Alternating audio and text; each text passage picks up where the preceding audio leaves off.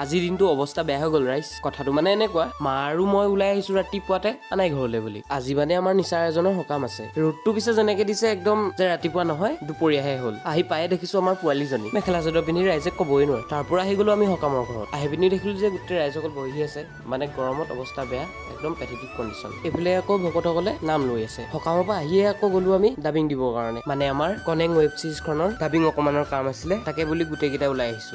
আপোনালোকক চিনাকি কৰিবলৈ পাহৰিছিলোৱে নহয়, এয়া আমাৰ পাপুদা আৰু এইফালে ধুনকা। আহিয়ে লগালগ ছেটআপত লাগিয়ে গ'ল ৰাইজ। মানে আমাৰ কামৰ সময়ত কোনো পুং পাং নাই, মানে মোৰ বাহিৰে আৰু, কাৰণ মই অকমান কাম কৰিছিলোহে, গৰমত অৱস্থা বেয়া হলেই। সিহঁতৰ কথা বেলেগ, খাতিক যিমান গৰম হলেও কাম কৰিবই।